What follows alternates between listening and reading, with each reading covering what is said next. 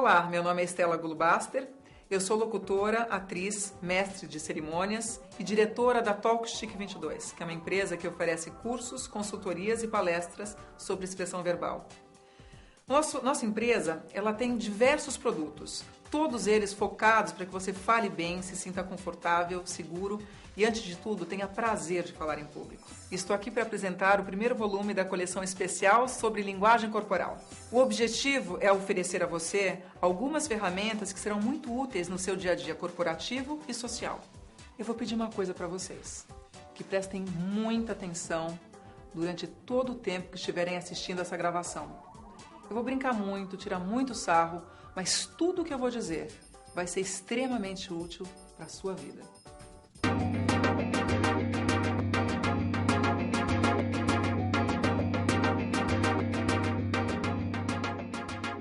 Nós oferecemos algumas consultorias. A primeira delas é o diagnóstico de apresentações, onde nós acompanhamos o nosso aluno, o nosso palestrante, ao evento. Observamos tudo, face e coerência, conhecimento do assunto, gestos eficazes, o comprometimento e a generosidade de passar informação. Temos também o diagnóstico comportamental, é um produto novo no mercado e extremamente eficiente. Por quê? Ele acompanha o cliente nas situações mais delicadas, onde ele geralmente erra. Contato com o cliente, palestra, situações delicadas. Então, eu finjo que sou assistente do meu cliente e anoto tudo que eu observo de características positivas e menos favoráveis. Depois disso, nós oferecemos a adequação comportamental, que é uma consultoria muito interessante, porque nós damos a solução para o que foi detectado no diagnóstico comportamental.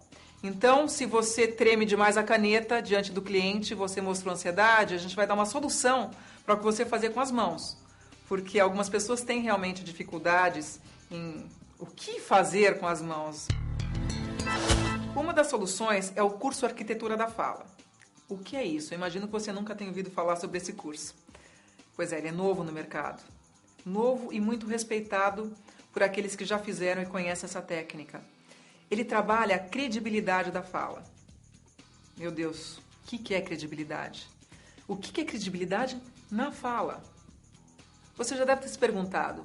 Você sai de uma reunião e fala, será que eu convenci? Será que eu falei rápido demais? Será que eu cometi os famosos vícios de linguagem que eu sei que eu falo, né?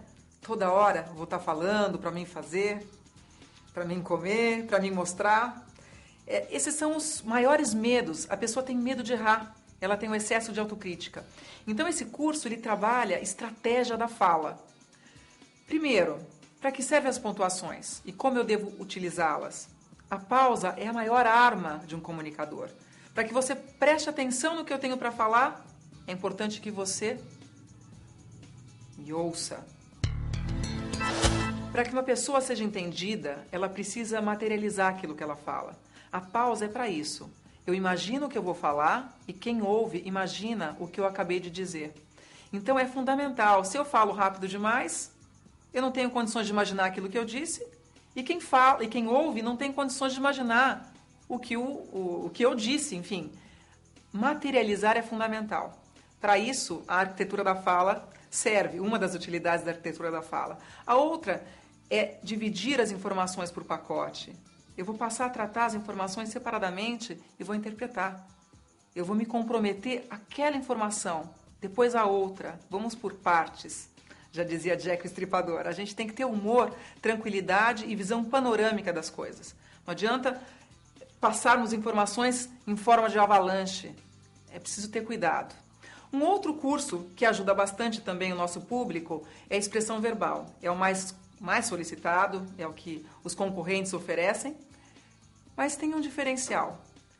Tem um diferencial, e eu diria que fundamental. As técnicas nós passamos todas. Como andar até o palco, como organizar as ideias, como estruturar a sua informação, como lidar com o improviso. Trabalhamos com a parte de fono, correção de vícios de linguagem, que isso é fundamental. Mas trabalhamos com uma coisa importantíssima, que é a quebra de paradigma. Quem é o público? Quem é o público? Por que eu tenho tanto medo do público? O que é um palestrante? E o que é uma palestra? Tudo isso é tratado com muito cuidado, de uma maneira muito humanizada. Você precisa transformar essas informações cristalizadas e antigas por uma nova, atual e generosa. O corpo fala tanto quanto as palavras?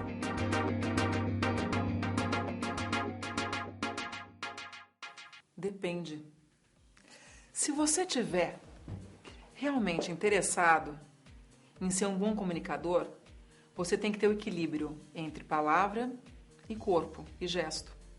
Se você tem o lado das palavras muito forte, você tem que ter um lado da expressão corporal também muito forte. Por exemplo, nossa, que ótimo que você está aqui. Entra, fica à vontade. Ou senão, eu não aguento mais esse tipo de coisa. É a última vez que você faz isso comigo. Vocês percebem que a mensagem, ela dessa forma é passada manca. Pela metade, a coisa não é eficiente. Se eu digo, nossa, que ótimo que você está aqui, entra, fica à vontade. Ou senão, é a última vez que eu digo, é a última vez que eu peço isso para você. Percebe que isso aqui complementa? E se eu faço assim para vocês? Não. Às vezes não diz mais do que a palavra, mas para isso o gesto tem que ser muito eficiente. Tem que ser preciso, tem que ter qualidade. E gesto não quer dizer quantidade. Ser um bom comunicador não implica em criar muitos gestos, e sim ter gestos de qualidade e eficazes, coerentes. Agora tem uma coisa. Depende muito de você. É extremamente importante que você se empenhe em se perceber, em administrar os seus gestos. Você vai investir, você vai buscar aquilo que você tem para dizer, você vai buscar o gesto apropriado. Todo mundo, todos, sem exceção, são comunicadores em potencial. Talvez a vida tenha te feito um pouquinho mais tímido, mais recolhido. Mas por que não? Se você está assistindo esse vídeo, certamente existe um interesse em se melhorar, em se tornar um comunicador mais eficaz, mais comunicativo. O gesto, ele existe dentro de você e ele está louco para sair. É só se perceber, arriscar um pouquinho e dosar. A comunicação não verbal pode me ajudar a conseguir o que desejo? Pode. Pode e muito. Em algumas situações, é mais interessante falar menos e ouvir mais. Mas ouvir mais não implica em não ter expressão. Então, enquanto você ouve, você pode expressar uma concordância, você pode fazer uma cara de desaprovação, uma cara de quem vai pensar. É claro que a comunicação não verbal, ela é importante, porque dá chance para o outro se expressar, para o outro te perceber que você é generoso, que sabe ouvir. É ótimo. Agora, não dá para delegar tudo ao gesto. É importantíssimo emitir sua opinião verbalmente. Tem um detalhe. Em contrapartida, o gesto mal feito, o gesto errado pode aniquilar boas negociações ou uma apresentação, uma palestra, por exemplo. Olha só, se eu digo, não, ele é ótimo, eu gosto muito dele, com essa cara. O que é que você acha? Que eu gostei ou que eu não gosto muito dele? Que eu gosto ou não gosto muito dele? Olha só. Não, ele é ótimo. Eu gosto muito dele. Vocês perceberam a minha narina? As minhas narinas, olha só. Eu gosto muito dele. E um sorriso meio cínico, meio falso. Então, eu me vejo obrigada a dizer que eu gosto muito dele, mas a minha expressão não consegue dizer a mesma coisa. Quem está te ouvindo vai olhar a expressão, ela vai acreditar na expressão, não no que você disse. Portanto, se tiver que usar da expressão facial, da expressão corporal, que ela seja coerente ao que você está dizendo. Não dá para dizer uma coisa e expressar outra.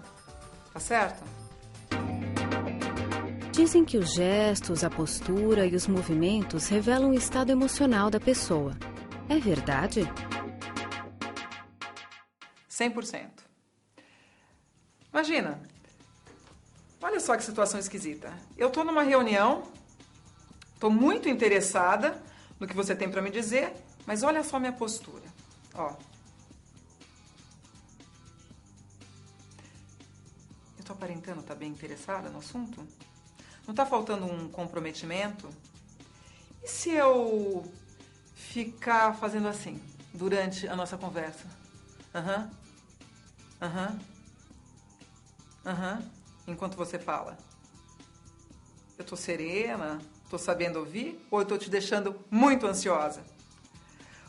Os gestos, a postura, tem tudo a ver com o seu estado emocional. Lógico que a gente deve demonstrar, que a gente deve expressar o que você sente. A gente deve demonstrar isso. Mas temos que ter um termômetro de bom senso para não demonstrarmos demais aquilo que não é preciso e que não é adequado. Ou seja, adequação é a palavra certa. Eu estou num ambiente onde eu posso extrapolar as minhas emoções. Se é um ambiente corporativo, eu tenho que ser um pouquinho mais enxuta nas minhas emoções. Se eu estou num ambiente social, eu tenho que perceber. É um ambiente social muito sofisticado? É um ambiente despojado, extrovertido? Então, a adequação é fundamental. Mas o gesto, a emoção, a postura, ela é fundamental para a comunicação acontecer. É preciso. Todos temos essa característica, a da emoção. Todos temos a característica de uma boa postura ou de uma má postura. Eu mesma já estou um pouco incomodada de estar sentada daquele jeito que eu mostrei para vocês. Eu já sinto necessidade de me acomodar e sentar nos isquios. Já ouviram falar dos isquios?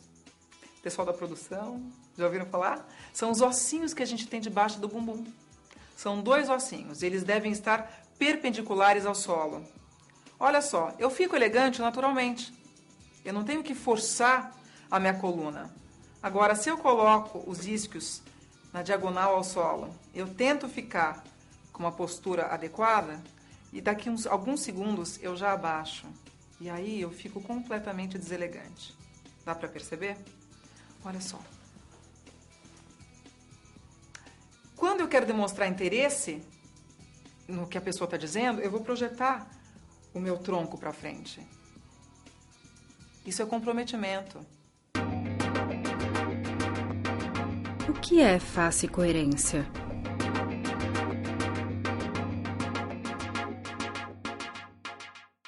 Face coerência? A minha expressão facial está coerente com o que eu estou dizendo?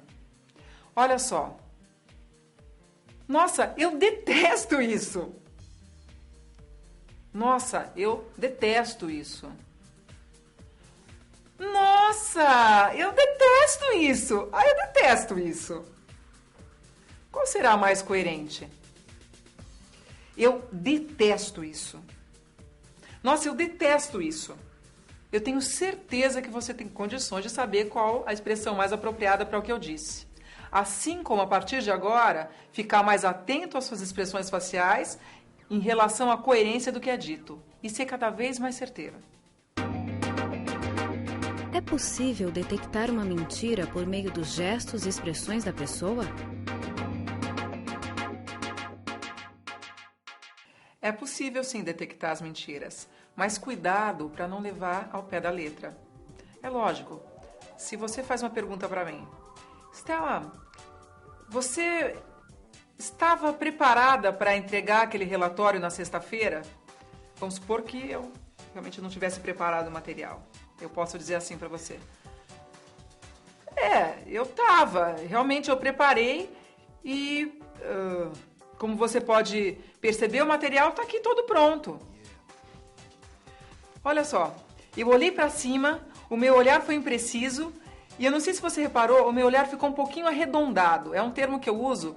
As mulheres vão me entender mais do que os homens, porque o homem geralmente faz isso quando mente. Para as mulheres casadas e as mulheres com seus namorados, a partir de agora vocês têm uma grande arma nas mãos. Os olhos ficam arredondados e o brilho aumenta e ele fica mais estático. Isso é quase certeiro, mas é óbvio que não é 100%. A gente não pode apostar todas as cartas. Tá? A mulher ela tem uma tendência a conhecer um pouco mais disso, mas não dá para apostar totalmente. Assim como esconder os lábios, você pode colocar a mão na frente da boca e enrolar um pouco para falar, assim como você pode esconder os lábios. Tudo isso é um sinal possível de mentira. Mas cuidado, porque também pode ser um sinal de timidez. Tá certo? E aquelas pessoas que falam muito rápido tentando eliminar o assunto?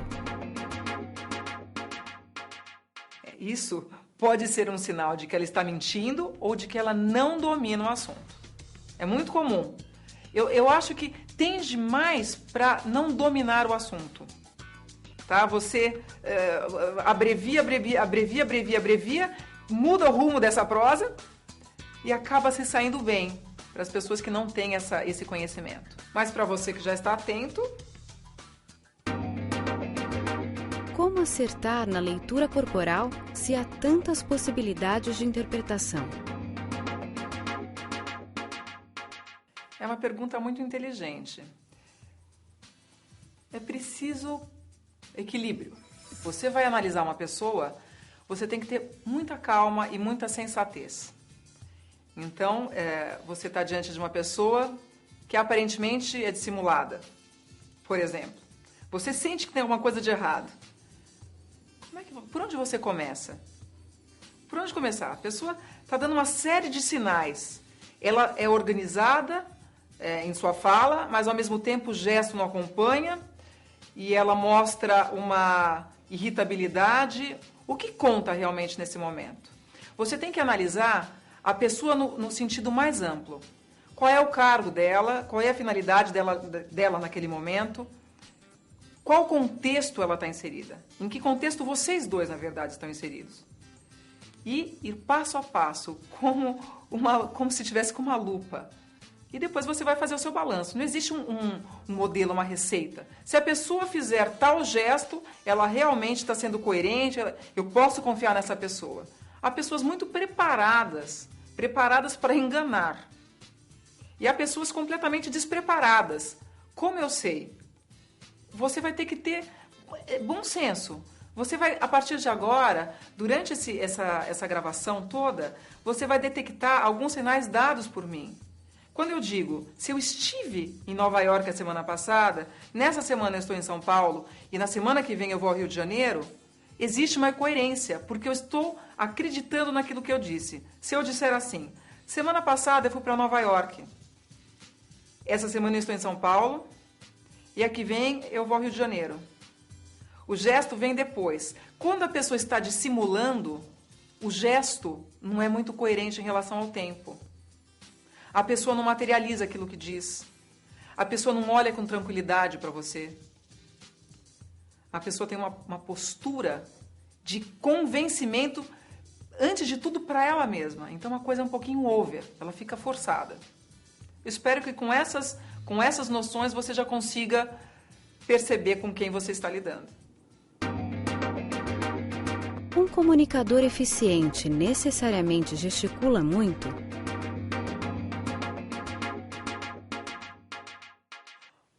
Imagina! Você acha que é importante gesticular tanto? Lindo, né? Italiana. Nada contra porque eu sou descendente de italiano. Mas o fato é que algumas pessoas se equivocam nesse sentido, nesse aspecto. Um bom comunicador, ele deve fazer gestos coerentes. Eu venho repetindo muito essa palavra coerência porque ela realmente é importante para o nosso caso. Algumas pessoas que procuram a Talkstick 22 vêm dizendo o seguinte: Stella, eu só preciso aprender a organizar as minhas ideias, porque eu começo pelo final, eu não sei como estruturar as informações principais, e no decorrer do treinamento, a coisa mostra um outro quadro, completamente diferente.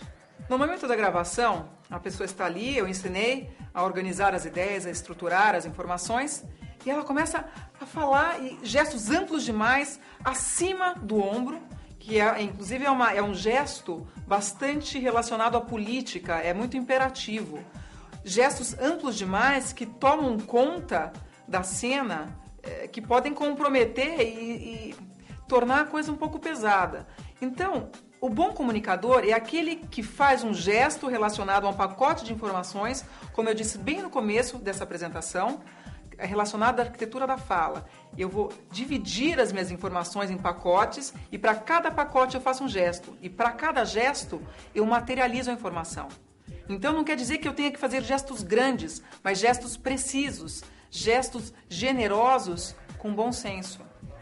Aquele que faz gestos amplos demais, que o tempo todo, e pior ainda, hein? Acabei de lembrar de uma coisa, aquele que faz o ruído visual. Ele é tão entusiasmado com o que diz, ele tem tanta fé no que ele diz, que ele treme a cabeça, ele treme a mão, ele usa a caneta, ele não para de se mexer. E isso é um agravante. Você sabe por quê? Porque compete com aquilo que você tem para dizer.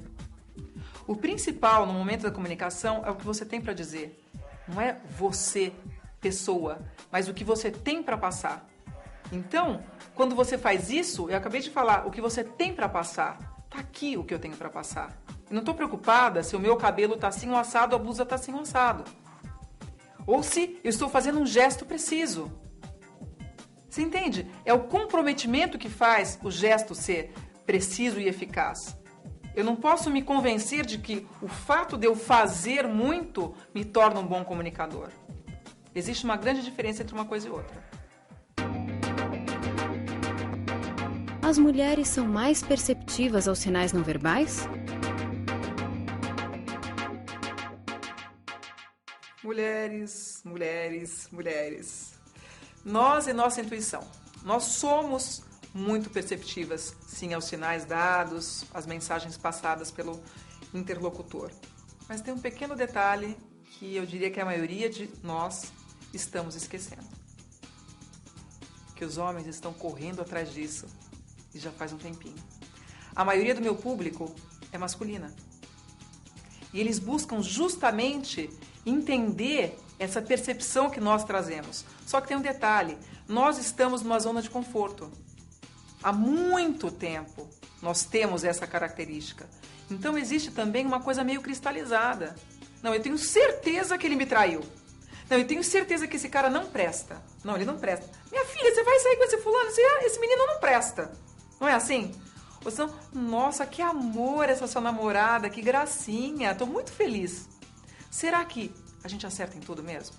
Será que algumas vezes você não errou e ficou bem quietinha? Não deu a menor bandeira de que tinha intuído errado? Eu, particularmente, já perdi as contas. Então, cuidado com a intuição, ela falha, mas ela também acerta. Para tomar uma decisão importante, você deve ligar todas as suas antenas, todos os seus sentidos, e lançar a mão, para que tenha sucesso, ou para que depois não se arrependa. Mas no momento de julgar um outro, é muito importante ter bom senso, pensar em todas as possibilidades. Se tiver que se preparar para uma situação corporativa, você intui que fulano é muito difícil, você vai preparada para uma situação difícil e para uma situação um pouquinho mais maleável, porque você pode errar, você pode se surpreender. E isso é o mais gostoso da vida. A intuição, ela é rica, mas o imprevisto, ele é muito mais saboroso. Saber lidar com o imprevisto é muito saboroso. O ambiente pode mesmo ajudar ou atrapalhar no processo comunicativo? É muito comum as pessoas dizerem: eu não consigo falar porque eu não conseguia falar com aquele cliente porque o celular dele não parava de tocar. É lógico que não é educado, não é de bom tom deixar o celular ligado durante uma reunião. A gente deve deixar desligado ou no vibracol. E se tiver que atender, eventualmente avisar a outra pessoa que você vai ter que atender o telefone. Tudo bem. Agora, um avião passando.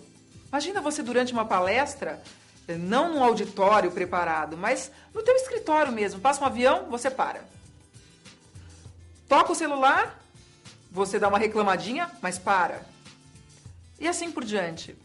A nossa vida real, ela é cheia de ruídos. Aliás, nós temos ruídos visuais, ruídos sonoros, ruídos olfativos e ruídos mentais, ruídos emocionais. Nossa, é uma superpopulação de ruídos. E a gente tem que viver muito bem com isso. Então, inclusive, escolhemos um auditório numa localização que passa muito avião. A gente tomou cuidado para não vazar. A partir de agora a gente vai liberar e vai mostrar para vocês que é possível fazer um trabalho bem feito, passando credibilidade de uma forma real. Dá uma olhadinha. Isso é um ventilador. Eu estava morrendo de calor. Agora ficou bem melhor. Mas dá para falar tranquilamente. Eu não preciso me indispor e eu não vou atrapalhar a minha forma de raciocínio por conta do barulho. Agora um avião. Olha só. Mas está tudo normal. O nosso dia a dia funciona perfeitamente bem. Então, para aqueles covardes que dizem que não conseguem fluir por conta de interferências externas, atenção, isso é um engodo.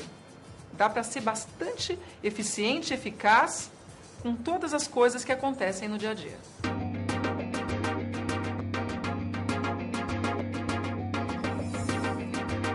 Olhos que não fixam.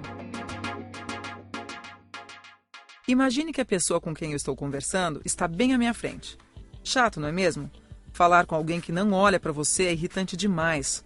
Olhos que não fixam dão a impressão de que a pessoa quer fugir, tem medo de encarar, está devendo algo ou então morrendo de vergonha. Quem olha assim passa insegurança, falta de autoconfiança e demonstra desinteresse pelo outro. Evite. Olhar acima da plateia. Talvez você conheça este tipo de sujeito. Aquele que numa apresentação em público não olha para ninguém na plateia. Ele simplesmente olha acima dela. Passa os olhos de um lado para o outro, mas não troca olhares com ninguém. Eu chamo isso de covardia. Puro medo de se deparar com olhares de crítica ou de dúvida. Quem olha assim, acha que com essa atitude evita a ansiedade provocada pelo desafio de interpretar o que sua plateia está achando. Mal sabe ele que, agindo dessa maneira, perde a oportunidade de poder controlar a situação e, se for preciso, revertê-la a seu favor. Olhar por cima. Você está querendo me matar, fala a verdade. Receber um olhar deste deixa qualquer um bastante incomodado.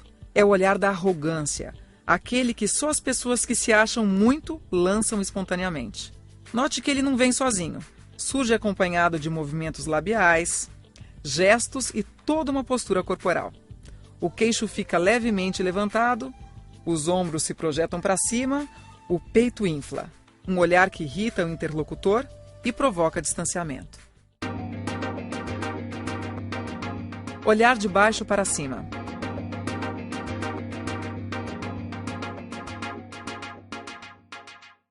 Esta é quase uma exclusividade feminina. A famosa medida. A pessoa disfarçadamente dá uma checada da ponta dos pés até o último fio de cabelo. Quando surpreendida, ela abre um sorriso cínico ou, sem mostrar os dentes, dá um sorrisinho falso. Geralmente é um sinal de inveja, falta de autoconfiança e até de autoestima. Quem mede muitos outros reflete uma insegurança enorme. Olhar de vitimismo. Se você não quer parecer um coitadinho, preste bastante atenção nessa comunicação não verbal. A pessoa que assume a posição de vítima muitas vezes tem movimentos como estes. Abaixa a cabeça, olha de baixo para cima, quase que num gesto de submissão. Junta os braços e movimenta os pés para dentro. Pode ser somente um sinal de timidez, mas também pode denotar uma sensação de inferioridade. Se você quer convencer alguém a comprar seu produto ou serviço, definitivamente não pode ter uma postura como esta. O erguer de sobrancelha. Um simples erguer de sobrancelha pode sugerir múltiplas interpretações. Uma expressão de surpresa, de concordância, de contentamento, de susto, de reprovação. Tudo depende do conjunto que acompanha esse gesto. A expressão facial, como um todo, dá as pistas para a leitura mais adequada. Lembre-se, quando o assunto é linguagem corporal, leve sempre em conta o contexto. Piscar sem parar. Eis aqui um exemplo de olhar que provoca mal-estar no outro, não por refletir sentimentos negativos, mas sim por gerar cansaço e desviar a atenção. Piscar mais do que normal pode ser um tique nervoso, um problema ocular ou simplesmente um hábito ruim. Não sei ao certo por que a pessoa faz isso, cabe a ela investigar sua causa. Posso afirmar, no entanto, que o que diz respeito à comunicação é um mal a ser evitado, causa distração e rouba a atenção do ouvinte. É tão ruim quanto balançar as pernas o tempo todo enquanto está sentado. O fechar dos olhos.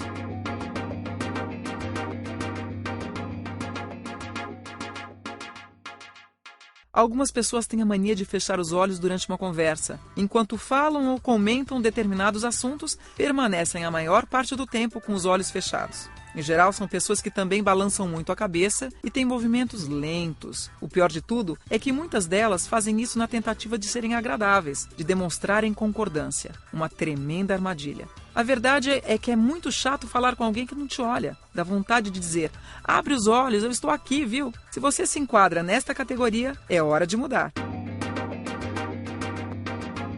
Olhar que mira o horizonte.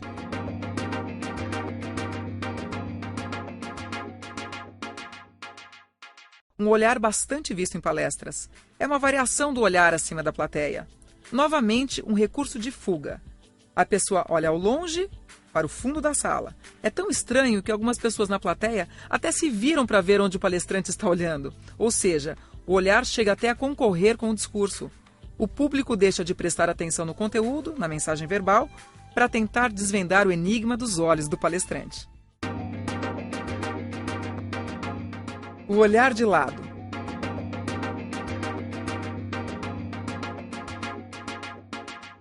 O olhar do espertalhão. Veja como ele requer toda uma postura corporal, um jeito de parar meio de lado, um cair de queixo, o dedo em riste. A pessoa que olha assim acha que sacou toda a situação, que decifrou o que você está pensando, que entendeu o que você quer dizer como ninguém o faria. É um olhar de suspeita misturada com interesse. Se usado entre amigos, pode não ser mal-vindo. Ou seja, é preciso que as pessoas tenham certa intimidade para trocar olhares como este. Senão, pode parecer presunção e se tornar inconveniente.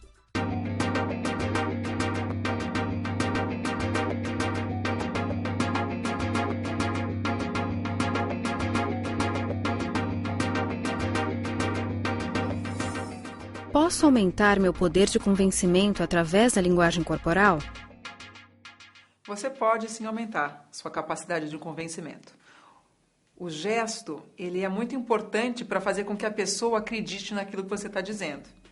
Então, se eu vou vender uma ideia, se eu quero lançar mão de uma ideia ou de um produto, a pessoa tem que enxergar aquilo, enxergar a viabilidade daquilo. Então, eu tenho que materializar, mais uma vez, voltando a esse ponto. Existe muito a questão do espelhamento. Eu olho para o outro e faço e passo a ter um comportamento semelhante ao dele. Isso pode ser muito útil e muito funcional. Mas você também tem que ter essa capacidade de administrar, de enxergar os sinais dados e saber se a melhor coisa que você faz é imitar o comportamento da outra pessoa. Se você está conversando com uma pessoa muito agitada, muito estressada, será que é o caso de fazer o espelhamento? Será que é o caso ter um comportamento agitado e potencializar essa característica que não é positiva numa negociação? Acho que não.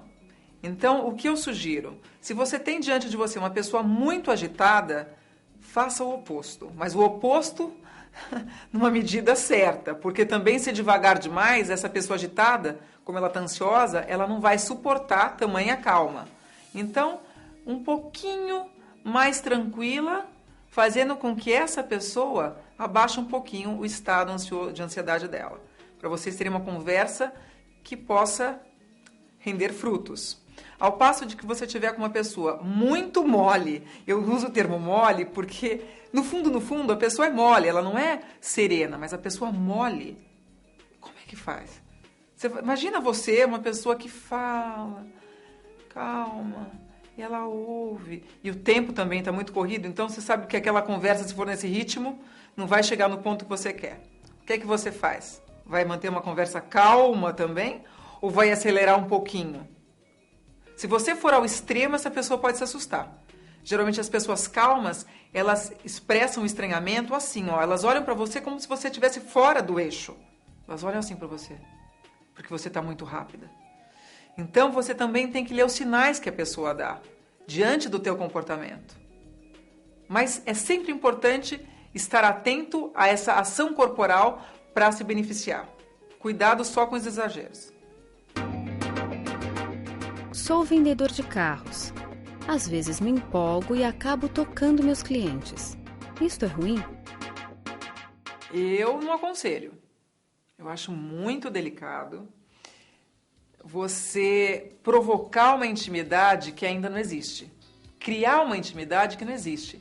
A intimidade, ela acontece mediante a eficácia do que você oferece a ela. Então, se você ofereceu uma palestra, se você está fazendo uma venda, se você está fazendo um atendimento, seja ele qual for, a pessoa só vai se sentir íntima num retorno, quando ela já, no primeiro contato, teve um resultado positivo. Então, ela vai procurar você porque você foi eficiente.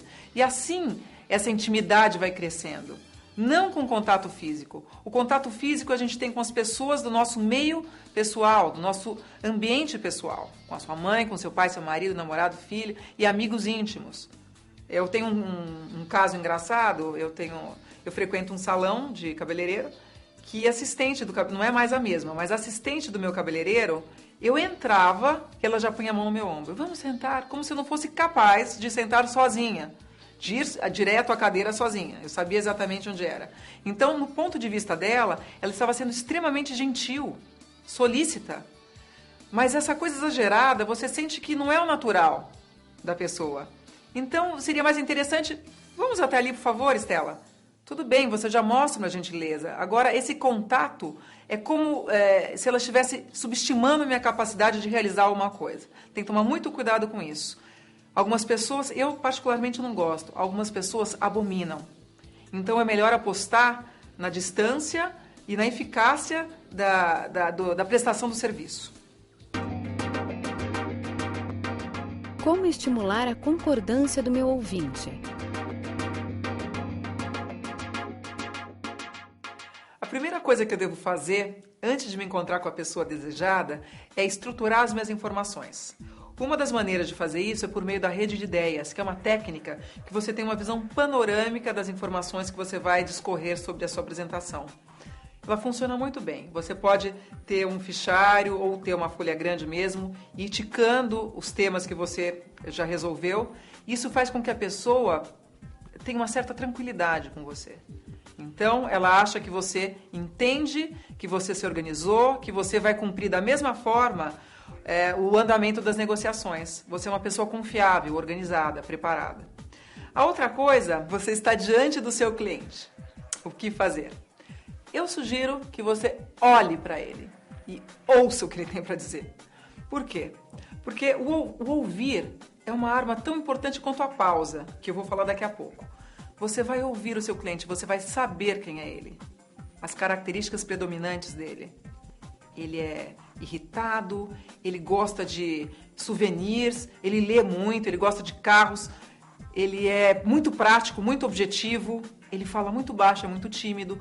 Quando você conhece as características dele, você tem condições de caminhar, na verdade, de segurar as rédeas para caminhar da forma que você quer. Então, quando você sabe ouvir, você consegue conduzir a situação a seu favor. Uma outra coisa importante é a questão da postura. Será que eu convenço alguém assim? Uma postura relaxada? Posso até convencer, depende da situação. Mas partindo do princípio que você está no escritório, um pouquinho mais sofisticado, mais sério, a postura relaxada nem sempre mostra entusiasmo. E sem entusiasmo, eu não consigo convencer ninguém. E veja bem, entusiasmo não significa estar assim, é outra coisa. Eu vou dar um exemplo, olha só. Se eu estiver conversando, você estiver falando, e eu te ouvir assim, eu mostro que eu estou prestando atenção, estou atenta a todas as coisas que você me diz, e eu vou ter um feedback, ou seja, eu vou continuar a conversa. Isso faz com que a pessoa se sinta importante e acabe me tendo como alguém, uma pessoa como formador de opinião. Então, essa referência é importante. Você não é um produto, você não está vendendo um produto. Você é alguma coisa interessante que a pessoa quer. Então, a tua postura faz com que você deixe de ser algo passivo para ser algo ativo. E esse algo ativo é atraente para a pessoa que está do teu lado. A postura, então, não é assim. É assim. Olha só de perfil. Eu não fico assim, apoiada e acomodada. Eu fico aqui, pronta para falar e pronta para ouvir. Muito bom? Eu me lembrei de outra coisa importante. Quando a gente está conversando com uma outra pessoa, muitas vezes a gente se empolga e fala rápido demais. Você já deve ter experimentado isso. Principalmente quando você se assiste. Se tem alguém gravando, você se ouve e fala, meu Deus, eu não respiro. Se eu não respiro, obviamente eu não estou dando pausa. Se eu não dou pausa, eu que estou falando não tenho tempo de imaginar de uma forma muito elaborada aquilo que eu estou dizendo. E quem ouve não tem tempo de imaginar aquilo que ela ouviu. Então, para você poder convencer alguém, para que a pessoa concorde com o que você diz, ela tem que enxergar aquilo. E você, antes dela. Então, a pausa é extremamente importante.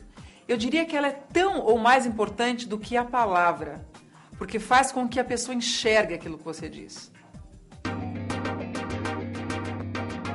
Como saber se a plateia está gostando do meu discurso?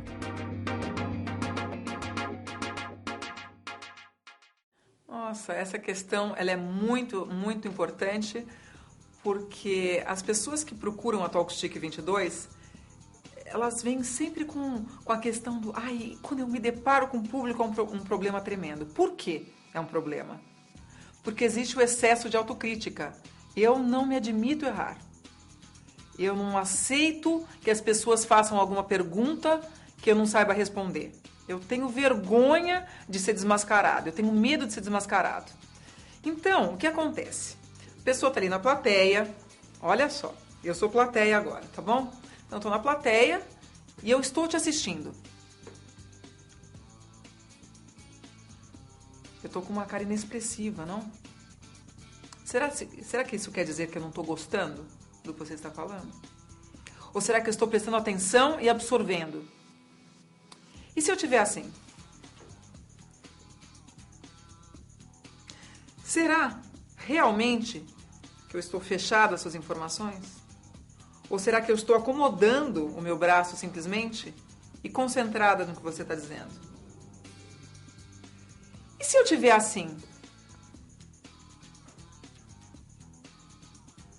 E se eu estiver assim? Ó, aqui bem na minha boca agora, hein? Ó.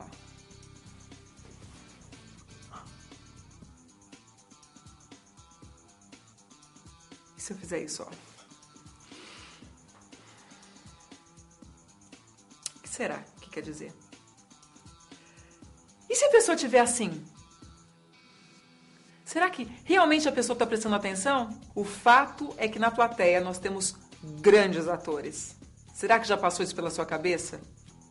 É muito comum. Aliás, não só na plateia, até em reunião. Você vê a pessoa fazendo assim, ó. E ela não está ouvindo nada. Ela está pensando que ela não pagou a conta, que ela não pegou o filho na escola. E ela continua fazendo isso. E às vezes ela tece um comentário muito superficial porque ela não se vê preparada para responder aquilo porque ela não prestou atenção. Então, cuidado com esses equívocos. Plateia com cara fechada não significa que não esteja gostando, e plateia sorrindo e fazendo assim não significa que esteja gostando. Vocês percebem? Então, essa história do medo da plateia, ou esse medo de não agradar, ele é delicado, é uma sintonia fina. Você tem que acreditar, tem que ler os sinais, mas a não ser que a plateia toda esteja com a cara fechada. Mas um ou outro não é razão para você se desestruturar e achar que sua apresentação está sendo um fracasso, tá? Então, olha no geral. Se um ou outro tiver com as costas desencostadas da poltrona, do encosto da poltrona, se um ou outro tiver com os olhos brilhando, se eles estiverem anotando as informações, entende? Isso vale a pena. Um ou outro não dá para agradar todo mundo. Para evitar a ansiedade, posso olhar para um ponto fixo e pronto? De jeito nenhum. Algumas pessoas nos procuram dizendo que levam bem a apresentação porque elas marcam um ponto fixo no final do palco, acima da plateia, e fazem sua apresentação ali, vão embora. Engatam primeiro e vão embora. O que acontece? Se você não olha a plateia, você não tem a referência de se está indo bem ou não, de estar indo bem ou não. O que acontece? Como é que você pode reverter o andamento da sua apresentação? Por pura intuição, nesse caso a intuição não funciona. Então o que eu sugiro? Se você tem uma plateia grande, divida essa plateia toda em 6 partes, por exemplo, 4 ou 6 partes. Então, nessa primeira parte, você tem uma sequência de pessoas. Siga. Primeiro você vai pegar a primeira desse grupo, a primeira do segundo, a primeira do terceiro, a primeira do quarto, e assim você vai passando uma a uma. É lógico que sempre pula uma ou outra, mas a gente tem a questão do ego, cuidado. Se você eleger uma pessoa da plateia, é uma faca de 2 gumes. Essa pessoa pode gostar muito, se sentir assim, o ego ir lá para cima, ou ela pode falar, por que fala só para mim? Pior ainda, se essa pessoa estiver acompanhada, por exemplo, eu sou uma mulher, tem um homem sentado ali na segunda fileira, e eu começo a falar para ele. Para ele. De repente, termina a palestra, e eu vejo ele discutindo com a mulher. A mulher estava do lado e eu não respeitei. Por alguma razão, eu me apoiei nele, porque ele estava concordando com a minha apresentação, então ele estava ali me estimulando, e eu peguei o moço como bengala. Lógico, ele pode se envaidecer, mas ao mesmo tempo, ele vai dividir a atenção dele com o meu olhar, porque a esposa vai ficar mal-humorada. Então, isso é muito delicado, porque a mulher já não está mais prestando atenção em mim, e ele está preocupado com ela. Isso é muito delicado. Então você não pode eleger ninguém, você vai olhar para todos e ver os sinais dados pelas pessoas para poder conduzir, reverter a sua apresentação. Tá certo? Quais as expressões faciais que devo evitar em uma negociação?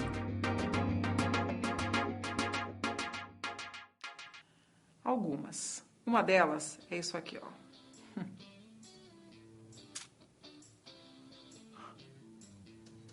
Percebe? É sutil. Essa chacoalhadinha de cabeça dá vontade de socar. E é muito comum. Ela vem acompanhada, geralmente, se você estiver de pé, de um caminhar chutando o ar. É uma coisa que passa uma arrogância. A arrogância ela é mal-vinda em qualquer situação. Principalmente em ambiente de trabalho. Se você está numa negociação, é um toma lá da cá. Você oferece uma coisa, o outro vai pagar, você vai receber. Enfim, é bom que haja um casamento próspero, inclusive para futuras negociações. Então, a prosperidade, ela começa já na primeira história, no primeiro momento. Eu digo sempre que as primeiras páginas de um livro são decisivas para você continuar a ler ou não. É a mesma coisa numa negociação, numa apresentação, numa palestra. Se você começa mal, depois é difícil reverter. Outra expressão fatídica é a carinha de medo. O medo existe. Você não é o único que tem medo. Eu tenho medo também, sabia? Eu também tenho medo. Apesar de ser especialista em expressão verbal, antes de me apresentar, meu coração também dispara. Antes de uma reunião importante, o meu coração também dispara, eu também transpiro. Tudo isso é normal. O importante é você não deixar transparecer isso. Tá? Então, é lidar com as situações. Não é tentar eliminar uma coisa que é natural do ser humano. Então, a expressão de medo, geralmente, ela vem acompanhada do olho estatelado, aquele olho assim, olha só. É uma coisa, eu não sei porquê, o olho e a pupila geralmente aumenta. Então você fica com aquele olho estatelado e muitas vezes a face um pouquinho rosada. É lógico que numa situação em que você tem que passar credibilidade e segurança para outra pessoa, a expressão de medo não vai cair bem. Agora, se você está com a sua equipe preparando um orçamento, se você fizer uma cara de medo porque você acha que aquilo não vai ser uma boa ideia, por exemplo, olha, eu não sei se a gente deve aumentar essa porcentagem no orçamento. Eu estou aqui falando, eu estou com medo. Eu acho que a gente vai perder o cliente se for assim. cai muito bem. Você está sendo sincero e você é capaz de convencer o seu companheiro de trabalho só pela sua expressão. Você pode falar, o que você acha, Estela, da gente colocar mais 25%? E eu não vou falar nada. Eu estou mostrando que eu estou temerosa. E isso pode ser suficiente para o seu companheiro rever essa porcentagem. Posso dar sorrisos e risadas ao tratar de negócios?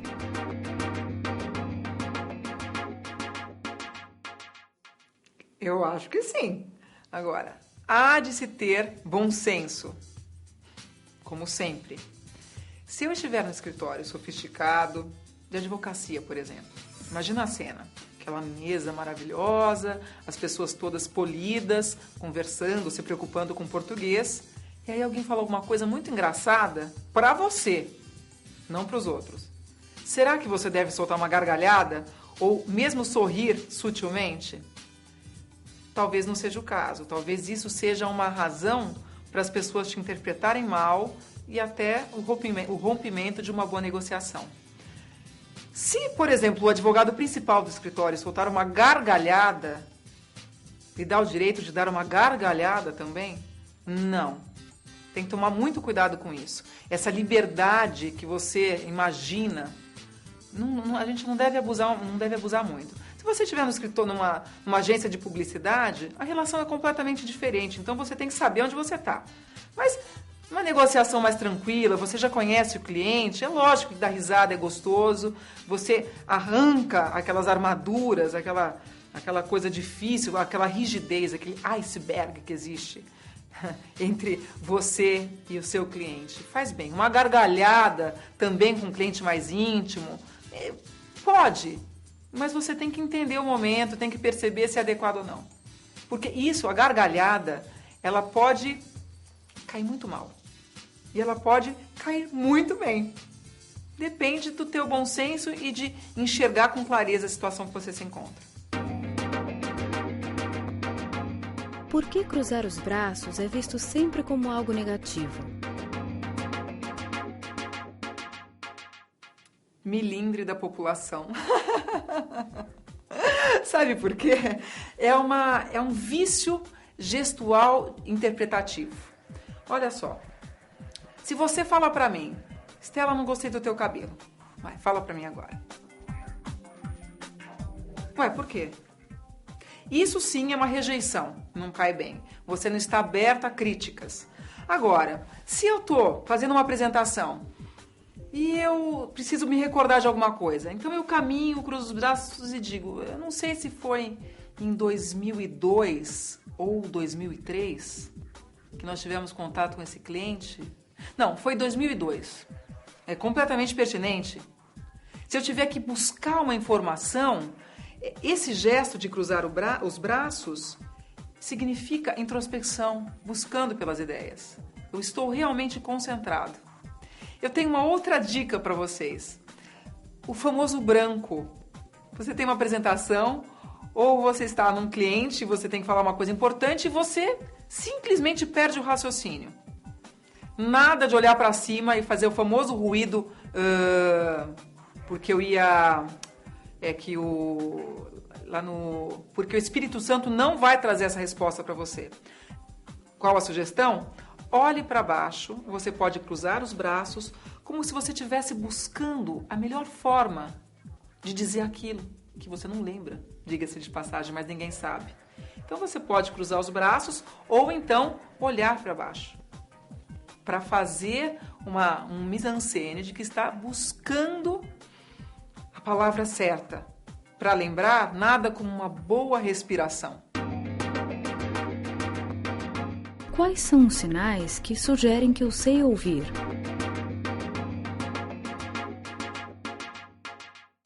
O primeiro é projetar um pouco o seu tronco para frente, reforçando essa informação.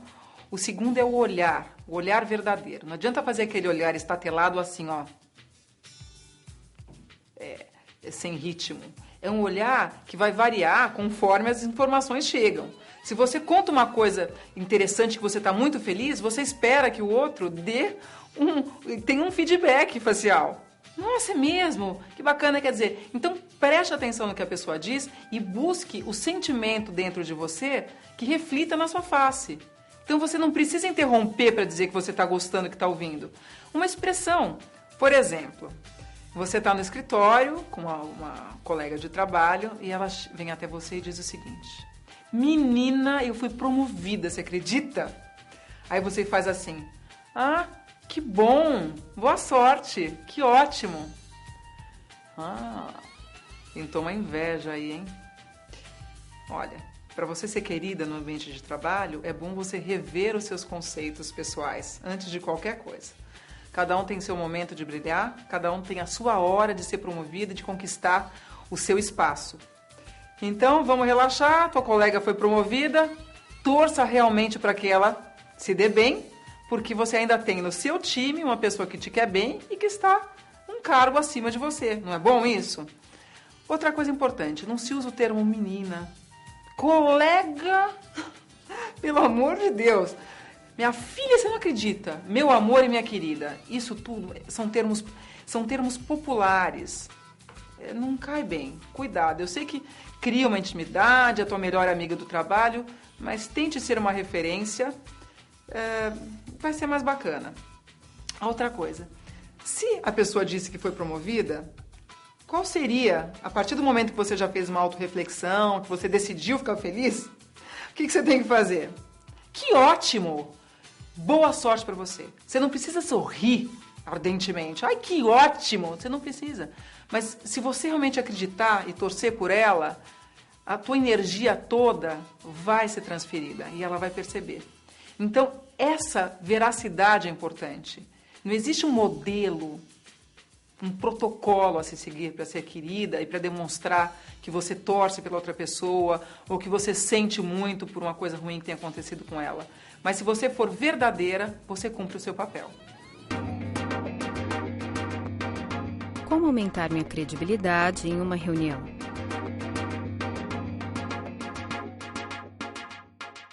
Primeira coisa é a organização das informações. Você realmente precisa estar preparado, isso é primordial. Você não precisa dominar o assunto, porque isso é quase impossível.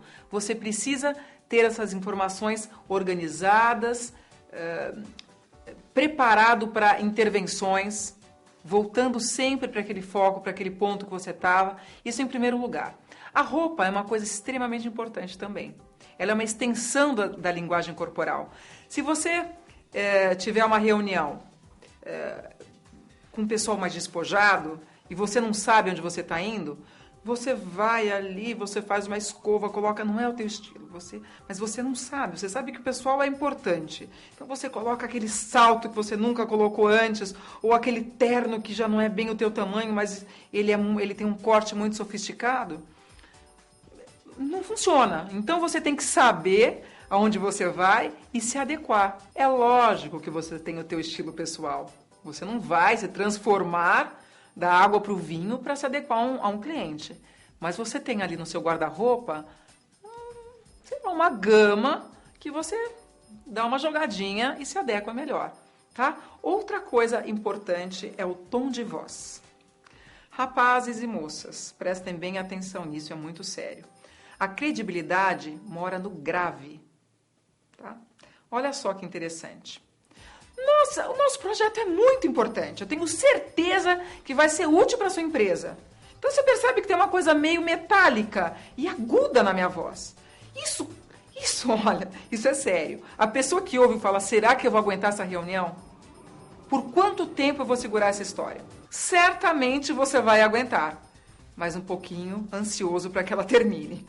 Então, para quem tem a voz um pouquinho aguda, metálica, tudo bem, não se desespere, há solução. Você tem que usar o grave estrategicamente. Lógico que para isso existe o treino. A arquitetura da fala, um dos nossos cursos, trabalha diretamente esse ponto. Então, eu vou dar um exemplo. Eu tenho a voz aguda. Nossa empresa trabalha com isso, isso, isso. Esse produto é extremamente importante para a sua empresa. Se você experimentar por uma semana, papapá, tenho certeza que vai fazer muita diferença.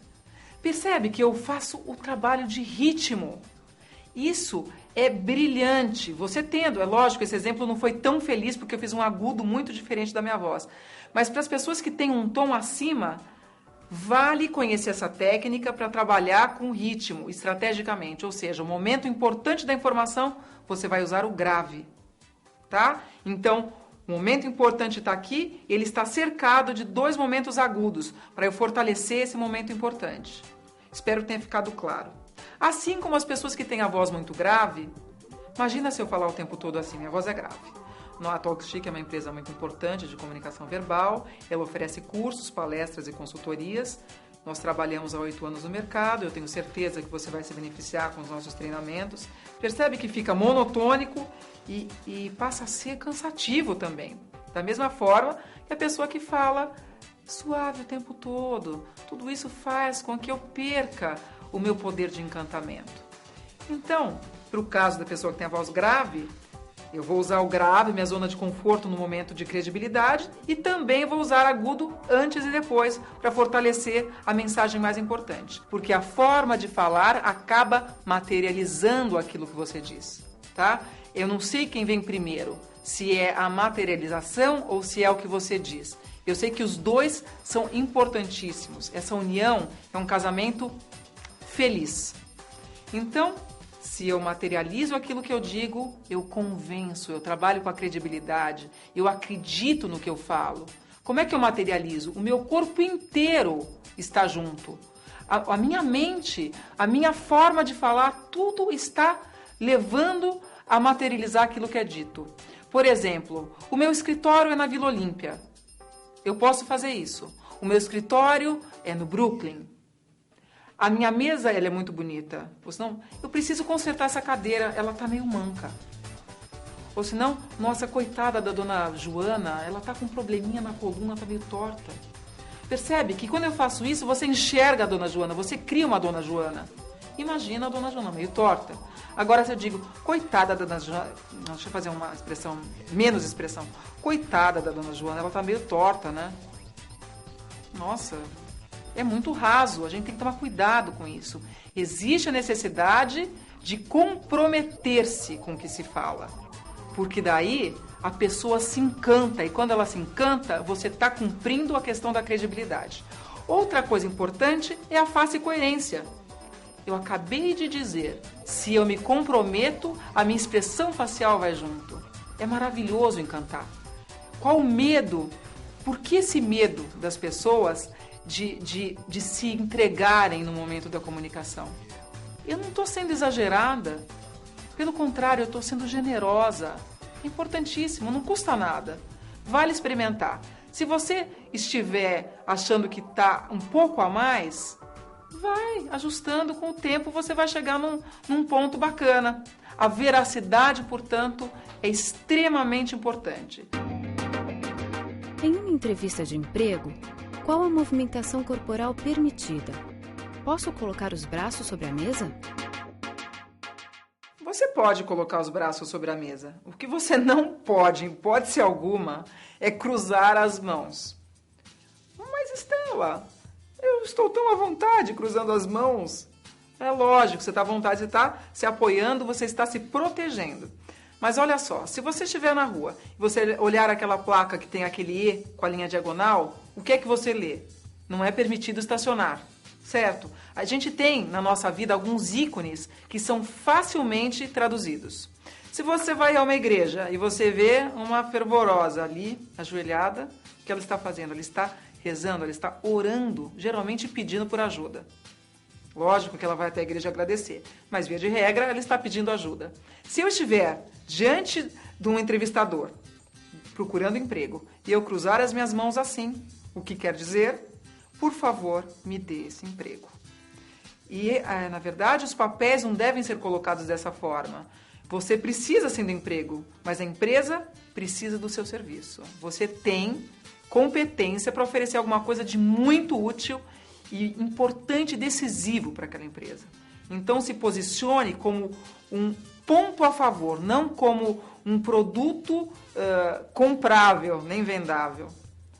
Se valorize um pouquinho mais. Essa posição é uma posição subalterna, humilde demais.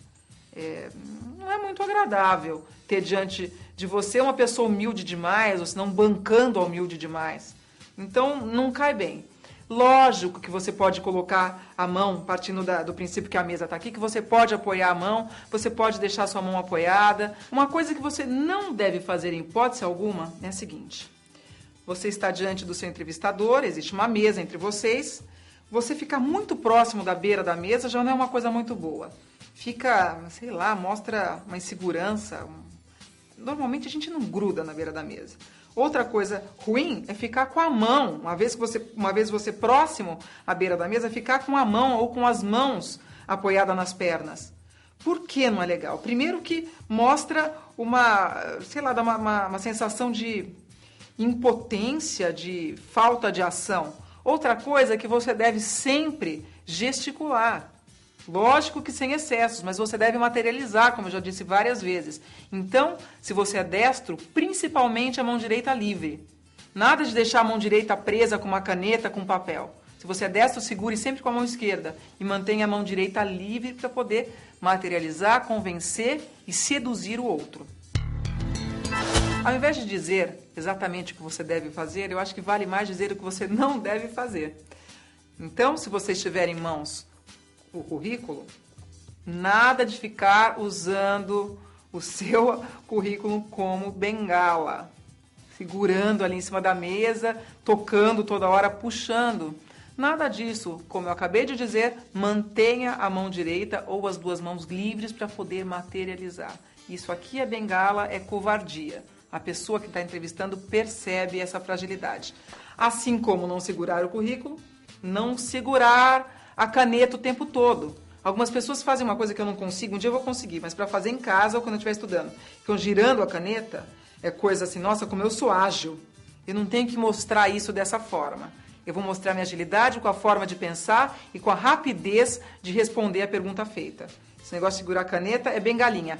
Pior do que segurar somente a caneta é começar a fazer isso aqui enquanto a pessoa pergunta.